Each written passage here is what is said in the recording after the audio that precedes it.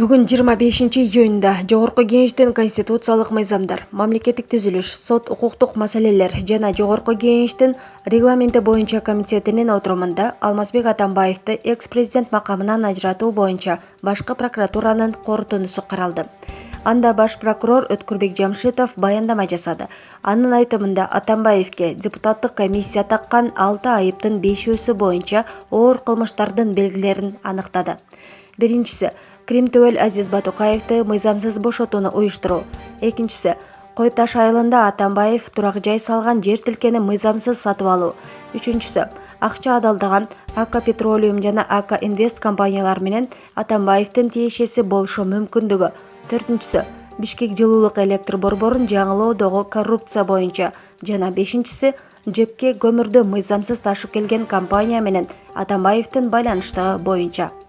Ал эми бийликти узурпациялап, массалык маалымат каражаттарына, депутаттарга, коомдук ишмерлерге кысым жасоо жана миллиондогон сомдук долларга жыгуу боюнча башкы прокуратура Атамбаевди айыптоого негиз тапкан жок.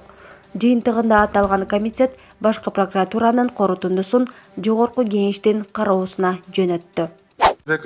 Урматтуу депутаттар, 2019 жылдын 21 июнда мен атыма Кыргыз Республикасынын экс-президенти Атамбаевге каршы анын статустан ажыратуу үчүн күнөө коюу жөнүндө Кыргыз Республикасынын Жогорку Кеңешинин 2019 жылдын 20 июнундагы номер 31-38-6 токтому жана Кыргыз Республикасынын Жогорку Кеңешинин 2019 жылдын 13 июнундагы номер 31-22-6 токтому менен түзүлгөн Кыргыз Республикасынын Жогорку Кеңешинин убактылуу атайын комиссиясынын корутундусу Кыргыз Республикасынын президентинин ыйгарым укуктарын аткарган мезгилинде жасаган аракеттеринде кылмыштын белгилери бардыгы жөнүндө корутунду берүү үчүн келип түшкөн. Аталган корутунду 9 пункттан туруп, атайын комиссиянын чечими менен 6 пункт боюнча күнөө коюу негиздүү деп табылган. Биринчи, атайын комиссиянын корутундусунун 1-пунктунда экс-президент Атамбаев Кыргыз Республикасынын президентинин ыйгарым укуктарын аткарган мезгилинде бардык бийлик бутактарын өз кызыкчылыктарына колдонгон, уюшкан кылмыштуу топ түзгөн, анын режимине каршы чыккан Кыргыз Республикасынын Жогорку Кеңешинин депутаттарын, судьяларды, коомдук ишмерлерди, ошондой эле журналисттер менен жалпыга маалымат каражаттар өкүлдөрүн куугунтуктоого алган жана репрессиялаган деген күнөө коюу боюнча тергөө органдары тарабынан Сарыгулов, Асанов, Кадыров жана Карыбековдор Кыргыз Республикасынын бийлигин күч колдонуу менен басып алууга даярданышкан аракеттери үчүн айыпталышкан. Жүргүзүлгөн тергөөнүн жана чогултулган далилдердин негизинде жазык иши сот органдарына кароо үчүн жиберилип, 1, 2 жана көзөмөл инстанцияларынын өкүмдөрү менен коюлган айыптар боюнча күнөөлүү деп табылып, ар кандай мөөнөттө эркинен ажыратууга жазаланышкан. Ушундай эле кылмышты жасоого даярдык көрүшкөн Талгарбеков, Колубаев, Калматов, Султанов жана Гусевтер жазык жоопкерчиликке тартылышкан. Айыпкерлердин кылмыштык топко аткарган ролдоруна ылайык тийиштүү кылмыштардын курамдары боюнча айыптар угузулуп, жазык иши соттун кароосуна жиберилген. Белгилей кетсек, Талгарбеков, Колубаев, Калматов, Султанов, Гусев, Сарыгулов, Асанов, Кадыров жана Карыбековдордун кылмыш иштери бардык соттук инстанцияларда каралып, жыйынтыгы менен айыптоо өкүмдөрү кабыл алынып күчүнө кирген. Демек тергөө аракеттери мыйзамдуу деп табылган. Кыргыз Республикасынын Конституциясынын 100-беренечинин 1-бөлүмүнө ылайык соттордун мыйзамдуу күчүнө кирген актылары бардык мамлекеттик органдар, жергиликтүү өз алдынча башкаруу органдары, юридик алчактар, коомдук бирикмелер, кызмат адамдары жана жеке адамдар үчүн милдеттүү болот жана республиканын бүткүл аймагында аткарылууга тийиш. Талгарбеков, Асанов, Калматовдордун дооматтары жана Тулеевдин арызы боюнча Кыргыз Республикасынын башкы прокуратурасы тарабынан сотко чейинки иши катталып, бүгүнкү күнгө карата төмөнгүлөр аныкталды. Тактап айтканда, Талгарбеков, Калматов, Асановдор суракка алынышып, Кыргыз Республикасынын улуттук коопсуздук мамлекеттик кызматынын тийиштүү кызматкерлери менен беттешүүлөр өткөрүлүп, атайын комиссияга берген маалыматтар тасталган жок. Ошондой эле тергөө учурунда күбө катары суралган Калматов түзүлгөн кортунда ага тиешелүү болгон бөлүгү жаңылыштык менен түзүлгөндүгүн билдирген жана Атамбаевдин түздөн-түз бул ишке тиешеси бар экендигин тастыктай алган жок. Тулеев атайын комиссияга арыз менен кайрылып, Анда Атамбаев президенттик шайлоого катышуу учурунда 500 000 акш долларын карызга алып, аны кайра сураган учурда карызды бербөө максатында аны кылмыш куугунтукка алгандыгын билдирген. Тергөө органдары тарабынан Тулеев коррупциялык кылмыш үчүн мамлекетке сатылып алынган автобустардын баасын жогору баада алуу жана таштанды ташуучу унаалар боюнча мыйзамсыз тендер өткөрүү, кирешелерди адалдаштыруу Кыргыз Республикасынын кылмыш жаза кодексинин 303 беренеси менен айыпталган. Ленин райондук сотунун 2013 жылдын 29 июлунда өкүм менен ал 11 жылга эркин ажыратылып, үй мүлкү мамлекеттин пайдасына конфискаланган. Ал эми Тулеевдин Атамбаев андан 500 000 акш долларын карызга алган деген окуясы Атамбаев Кыргыз Республикасынын президентине шайланбаган учурда болгондугун эске алып, алардын ортосундагы мамиле жарандык тартипте каралууга жатат. Ал эми массалык маалымат каражаттарынын өкүлдөрүнө жана айрым жарандарга Кыргыз Республикасынын президентин кадыр баркын басмырлаган маалыматтарды таратышкандыгы үчүн мыйзамдын талаптарына ылайык сот органдарына тийиштүү дуарыздар келтирилген жана сот тарабынан каралып чыккан. Өз учурунда Атамбаев жоопкерлер Азаттык медиа ишканасына Идинов, Жакупова жана Масловаларга карата коюлган дуарызды моралдык чыгымды өндүрүү боюнча бөлүгүнөн баш тарткан. Ал эми Канатбек жана Токтокунова биринчи станцияга мурун кабыл алган соттук актыны кайрадан карап берүү туурасында кайрылуусу бүгүнкү күндө соттук кароодо. Ошондой эле Сентябрь телеканалынын ишмердүүлүгү 2017 жылы Кыргыз Республикасынын экстремисттик аракеттерге каршылык көрсөтүү жөнүндө мыйзамынын талаптарынын негизинде Кыргыз Республикасынын башкы прокуратурасынын дуарызы боюнча соттун чечими менен токтотулган жана даттанылбагандыктан мыйзамдын күчүнө кирген. 2017 жылы февраль айында СДПК партиясынын Карасартовага карата келтирилген дуарызы Бишкек шаарынын Свердлов райондук сотунун аныктамасы менен доогер сотко кайрылуудагы соттун караштуулугу сакталбагандыктан доо артка кайтарылган жана бул чечим даттанылбаган же жаңы дуарыз кайрадан келтирилбеген. 2015 жылдын апрель айында Кыргыз Республикасынын башкы прокуратурасы Кыргыз Республикасынын президентинин ар намысын жана кадыр баркын коргоо жөнүндө Орунбековго сотко дуарыз келтирип, Аламүдүн райондук сотунун 2015 жылдын 29 июнда чечими менен Орунбеков интернет сайтындагы жалган маалыматтарды төгүндөөгө милдеттендирилип, андан 2 миллион сом моралдык зыян өндүрүлгөн. Бирок Орунбеков соттун чечими мыйзамда белгиленген мөөнөттү аткарбагандыгынын натыйжасында укук коргоо органдары анын үстүнөн жазык ишин козгогон. Жыйынтыгында Бишкек шаарынын Октябрь райондук сотунун 2017 жылдын 10 февралына токтом менен мунапыс жөнүндө мыйзам негизинде жазык иш өндүрүштөн кыскартылып, Орунбеков кылмыш жоопкерчиликтен бошотулуп, ал тарабынан бул чечимге даттанылган эмес. 2017 жылы Мамбеталиев Турдукуловго карата сот органдарына жеке жаран катары дуарыз менен кайрылган жана бул корутундун алкагында кароого жатпайт. Демек, жогоруда белгиленген жагдайларда прокуратура органдары өз учурунда экс-президент Атамбаевдин ар намысын жана кадыр баркын коргоого мыйзам талаптарында белгиленген мүмкүнчүлүктөрдү колдонуп, ар бир жагдайларды кылдаттык менен укуктук талаанын алкагында иш алып барган. Анткени Кыргыз Республикасынын Конституциясынын жоболорунда аныкталгандай, инсандын укуктары, ар намысы, кадыр баркы сот аркылуу корголууга тийиш жана жеке мүлктүк эмес укуктары бузулса, мыйзамдарда белгиленген тартипте материалдык, моралдык зыянды өндүрүүгө толук мүмкүнчүлүк берилген. Жыйынтыктап айтканда, атайын комиссиянын корутундусунун 1-пунктунда коюлган күнөөлөр боюнча сот органдарынын жогорудагы чечимдери кызыктар тараптардын арыздарын негизинде жаңачылган жагдайлар боюнча бузулган учурда, ошондой эле укук коргоо көзөмөлдөө жана сот органдарынын кызматкерлеринин аракеттеринде кандайдыр бир кылмыштын курамы бар экени аныкталып, буга экс-президент Атамбаевдин катыштыгы такталган шартта гана ага күнөө коюу маселеси каралууга жатат. Экинчи, атайын комиссиянын корутундусунун 3-пунктунда Койташ айылында Атамбаевдин үйү жайгашкан жер тилкеси мыйзамдарда каралган тартипти жана мөөнөттөрдү бузуу менен алынган. ТНК Дастан ачык акционердик компаниясынын кээ бир кызмат адамдарынын жана мамлекеттик органдардын кызмат адамдарынын көмөк көрсөтүүсү менен Атамбаев Аламүдүн районунун Койташ айылындагы жер тилкесин мыйзамсыз басып алган жана пайдаланууда деген күнөө коюу боюнча Кыргыз Республикасынын аскер прокуратурасынын өндүрүшүндөгү Кыргыз Республикасынын жазык кодексинин 319 беренесинин 1-бөлүмү коррупция менен катталган сотко чейинки өндүрүш иштери тергелүүдө. Сотко чейинки өндүрүш учурунда чогулган материалдарда өзгөчө оор кылмыштын белгилери бар экендигин көрсөткөн маалыматтар жетиштүү. Тактап айтканда, Аламүдүн районунун Кой Таш айылынын аймагында турак үй куруу үчүн Дастан ТНК АШАнын компаниясынын бүтпөгөн курулуш профилакторийный объектилери менен бирге Аянты 2-7 га жер участогун жана Фрунзе Токой чарба фондунун Аянты 055 га жер участогун ээлеп алуу максатында бийлик ыйгар муктарына ээ болгон кызмат адамдары менен укукка каршы туруктуу байланышты түзүү фактысы бар. Мында чогултулган далилдер сотко чейинки өндүрүштүн маалыматтарын ачыкка чыгарууга жол берилбестиги жөнүндө Кыргыз Республикасынын жазык процессуалдык кодексинин 160-беренеси талаптарына ылайык жайылтууга болбойт.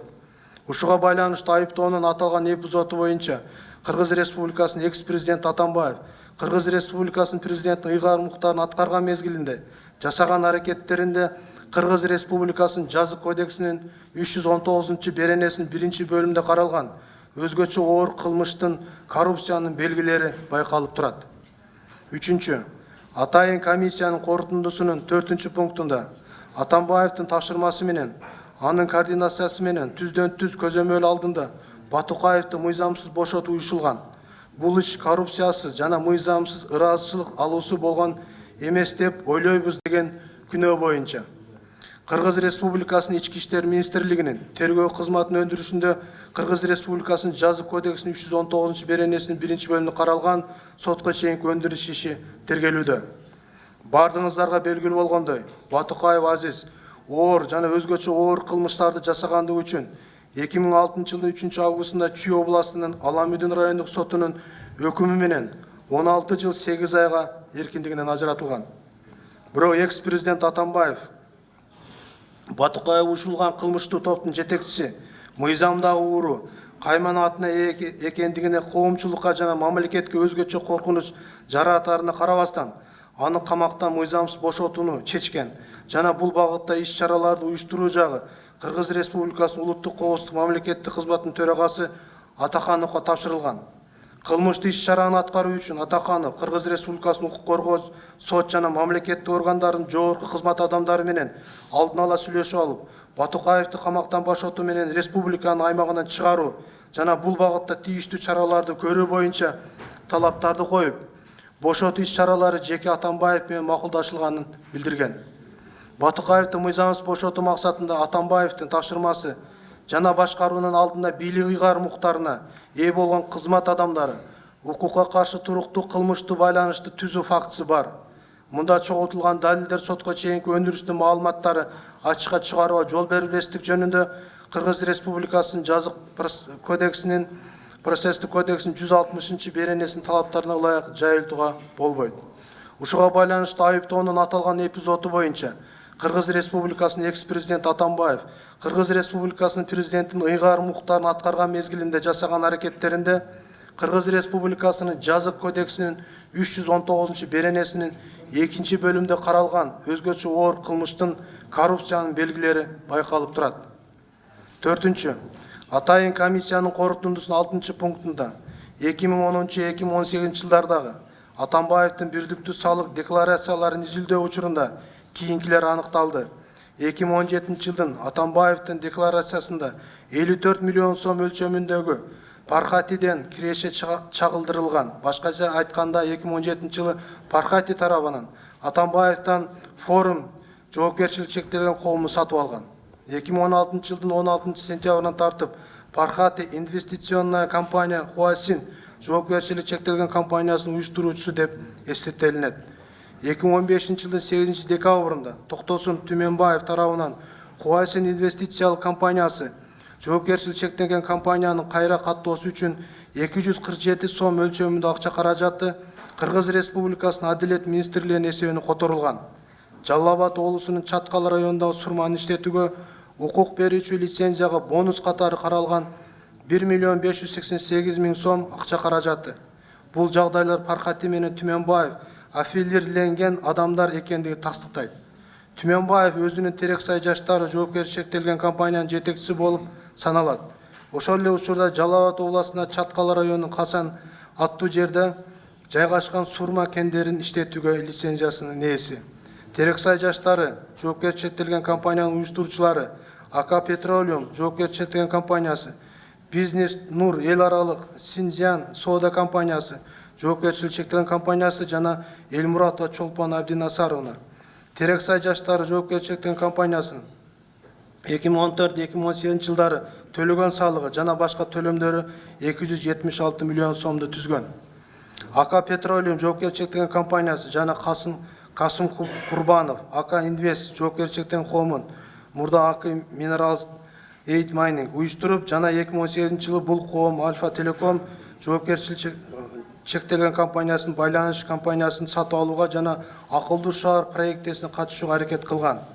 Жогоруда көрсөтүлгөндөрдүн негизинде Хуасин инвестициялык компаниясы, Терексай жаштары жана АК Инвест Атамбаев менен аффилирленген компаниялар деген күмөн жаратат.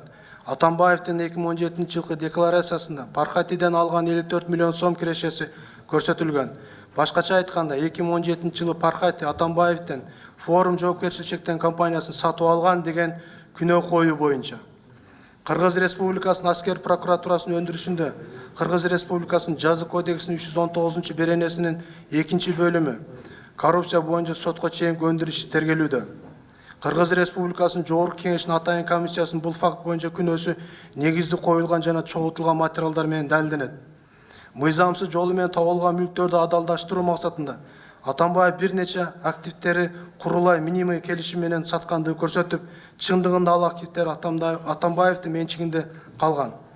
Азыркы күндө чогултулган маалыматтар эске алганда, Пархатиге жазылган мүлктөр жана компаниялар иш жүзүндө Атамбаевга тиешелүү экендиги жана Пархати жөн эле анын атына мүлктөрдү жаздырып койгон адам экендиги көрүнүүдө. Жаздык ишти материалдарында өзгөчө оор кылмыштардын белгилери бар экендигин көрсөткөн маалыматтар жетиштүү.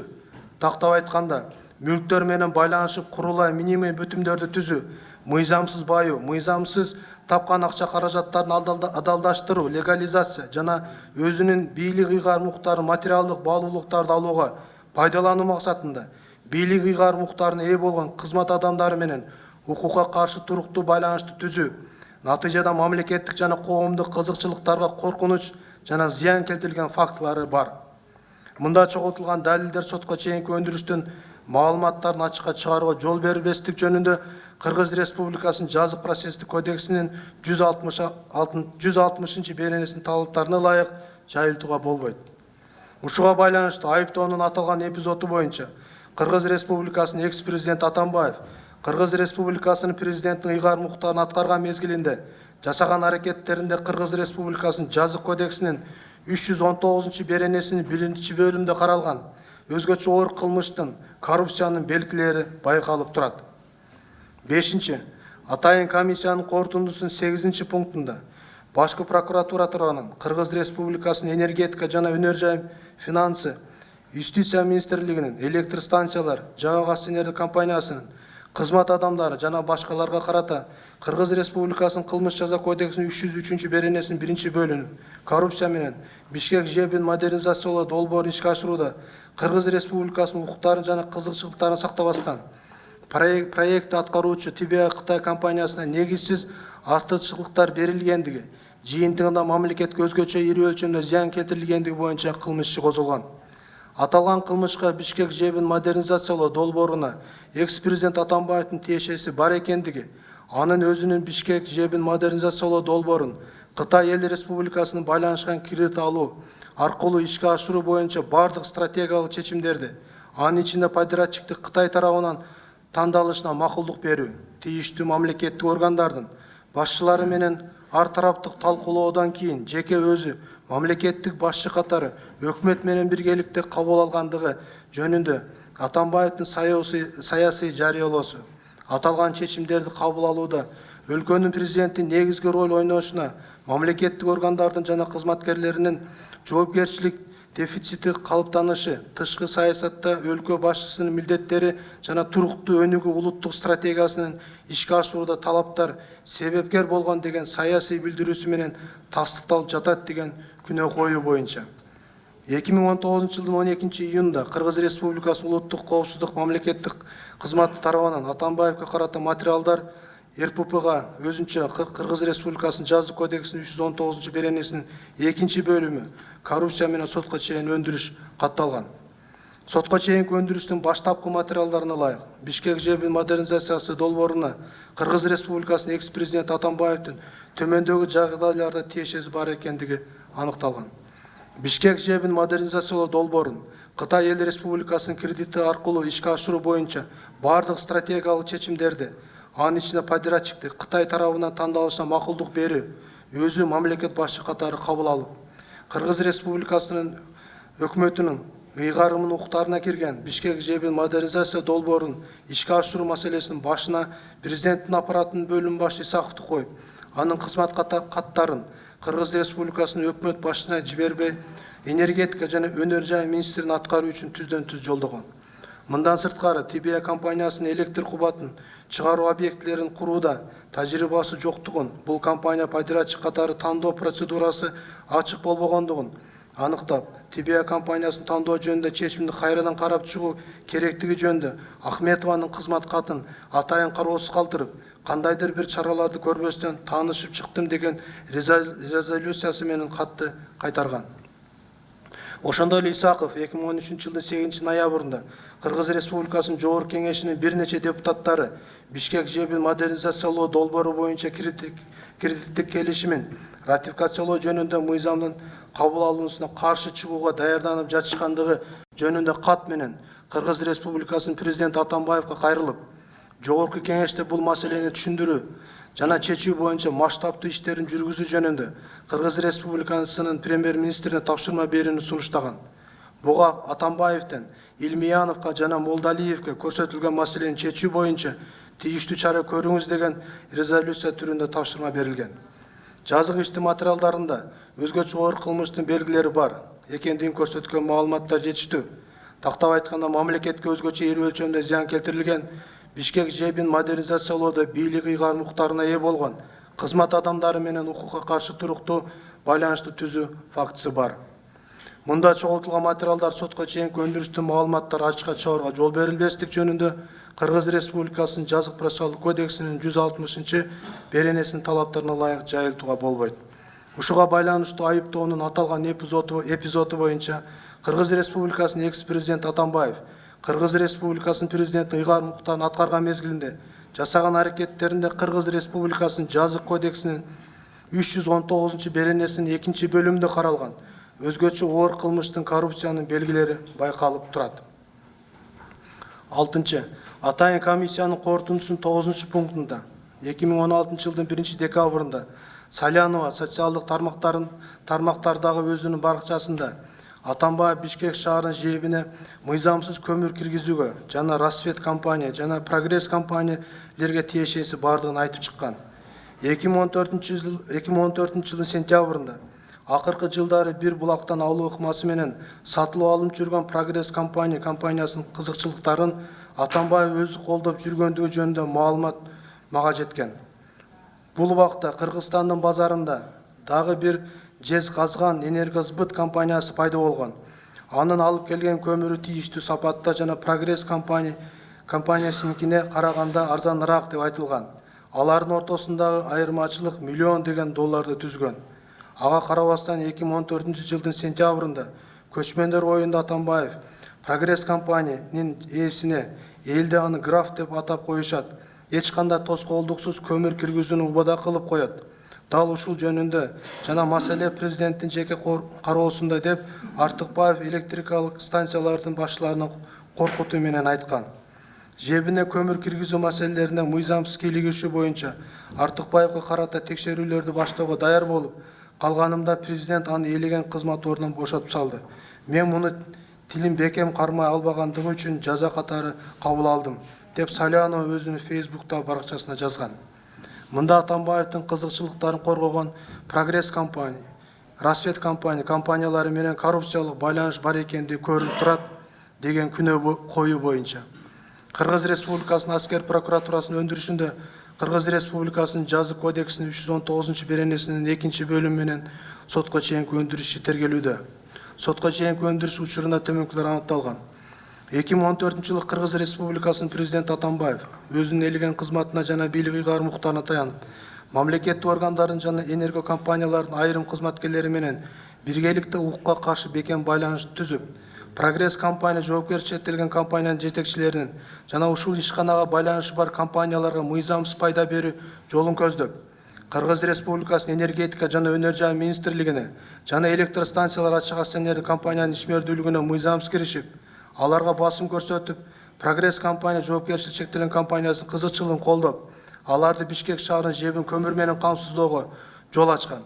Жыйынтыгында мамлекеттин кызыкчылыктарын улуттук коркунуч жана зыян келтирген. Жазык иштин материалдарында өзгөчө оор кылмыштын белгилери бар экендигин көрсөткөн маалыматтар жетиштүү. Тактап айтканда материалдык кандай гана болбосун башка дөөлөттөрдү жана артыкчылыктарды мыйзамсыз алуу, ошондой эле коомдун жана мамлекеттин кызыкчылыгына коркунуч келтирүүчү жеке адамдарга жана юридикалык жактарга бул дөөлөттөрдү жана артыкчылыктарды берүү максатында бийлик ыйгарым укуктарына ээ болгон кызмат адамдары менен укукка каршы туруктуу байланышты түзүү фактысы бар. Мында көрсөтүлгөн далилдер сотко чейинки өндүрүштүн маалыматтарын ачыкка чыгарууга жол берилбестик жөнүндө Кыргыз Республикасынын жазык процессуалдык кодексинин 160 беренесинин талаптарына ылайык жайылтууга болбойт. Ушуга байланыштуу айыптоонун аталган эпизоду боюнча Кыргыз Республикасынын экс-президенти Атамбаев Кыргыз Республикасынын президентин ыйгарым укуктарын аткарган мезгилинде жасаган аракеттеринде Кыргыз Республикасынын жазык кодексинин 319 беренесинин 1-бөлүмүнө каралган өзгөчө оор кылмыштын коррупциянын белгилери байкалып турат. Жогоруда баяндалгандардын негизинде Кыргыз Республикасынын президенттин ишмердигинин кепилдиктери жана Кыргыз Республикасынын экс-президентинин статусу жөнүндө Кыргыз Республикасынын мыйзамынын 12 беренесине ылайык жана Кыргыз Республикасынын прокуратурасы жөнүндө Кыргыз Республикасынын мыйзамынын 12 беренесинин 1-бөлүмү 5-пунктун жетекчилик алып төмөнкү корутундуга келдим. Биринчи, бардык бийлик бутактарын өз кызыкчылыктарына колдонуу, уюшкан кылмыштуу топ түзүү, анын режимине каршы чыккан Кыргыз Республикасынын жогорку кеңешинин депутаттарын, судьяларды, коомдук ишмерлерди, ошондой эле журналисттер менен жалпы маалымат каражаттарынын өкүлдөрүн куугунтуктоо жана репрессиялоо деген күнөө коюу боюнча сот органдарынын жогорудагы чечимдери кызыккан тараптардын арыздарынын негизинде жаңачылган жагдайлар боюнча бузулган учурда, ошондой эле укук коргоо көзөмөлдөө жана сот органдарынын кызматкерлеринин аракеттерине кандайдыр бир кылмыштын курамы бар экендиги аныкталып, буга экс-президент Атамбаевдин катыштыгы такталган шартта гана ага күнөө коюу маселеси каралууга жатат. Экинчи, Аламүдүн районунда Кой Таш айылына жер участогун мыйзамсыз ээлеп алуу жана пайдаланууга багытталган Кыргыз Республикасынын экс-президенти Атамбаевдин Кыргыз Республикасынын президентинин ыйгарым укуктарын аткарган мезгилде жасаган аракеттерине Кыргыз Республикасынын жазык кодексинин 319 беренесинин 1-бөлүгү менен каралган кылмыштын белгилери бар. Ал Кыргыз Республикасынын жазык кодексинин 19 беренесине ылайык өзгөчө оор кылмыштардын катарына кирет. Үчүнчү, Батукаевдин мыйзамсыз бошотууга кийлигишүү боюнча Кыргыз Республикасынын экс-президенти Атамбаевдин Кыргыз Республикасынын президентинин ыйгарым укуктарын аткарган мезгилинде жасаган аракеттеринде Кыргыз Республикасынын жазык кодексинин 319 беренесинин 2-бөлүгү менен каралган кылмыштын белгилери бар. Ал Кыргыз Республикасынын жазык кодексинин 19 беренесине ылайык өзгөчө оор кылмыштардын катарына кирет. Төртүнчү, мыйзамсыз байууга багытталган Кыргыз Республикасынын президенти Атамбаевдин Кыргыз Республикасынын президентинин ыйгарым укуктарын аткарган мезгилинде жасаган аракеттеринде Кыргыз Республикасынын жазык кодексинин 319 беренесинин 1-бөлүгү менен каралган кылмыштын белгилери бар. Ал Кыргыз Республикасынын жазык кодексинин 19 беренесине ылайык өзгөчө оор кылмыштардын катарына кирет. Бешинчи, Бишкек жебин модернизациялоо долбоорун даярдоо, кол коюу жана ишке ашырууда коррупциялык фактыларга катыштыгы боюнча Кыргыз Республикасынын экс-президенти Атамбаевдин Кыргыз Республикасынын президентинин ыйгарым укуктарын аткарган мезгилинде жасаган аракеттеринде Кыргыз Республикасынын жазык кодексинин 319 беренесинин 2-бөлүгү менен каралган кылмыштын белгилери бар. Ал Кыргыз Республикасынын жазык кодексинин 19 беренесине ылайык өзгөчө оор кылмыштардын катарына кирет. Алтынчы, Бишкек жебине көмүр жеткирүү маселелерине мыйзамсыз кийлигишүү боюнча Кыргыз Республикасынын экс-президенти Атамбаевдин Кыргыз Республикасынын президентinin ыйгар муктарын аткарган мезгилинде жасаган аракеттеринде Кыргыз Республикасынын жазык кодексинин 319 беренесинин 1 бөлүгүнө каралган кылмыштын белгилери бар. Ал Кыргыз Республикасынын жазык кодексинин 19 беренесине ылайык өзгөчө оор кылмыштардын катарына кирет. Көңүл бурганыңыздарга рахмат, сурооңуздар болсо жооп берүүгө даярмын. Рахмат, Өткүр Асылбекович. Урматтуу кесиптештер, суроолор барбы? Суроолор жок экен. Анда комитеттин корутундусу, урматтуу кесиптештер, биринчи Кыргыз Республикасы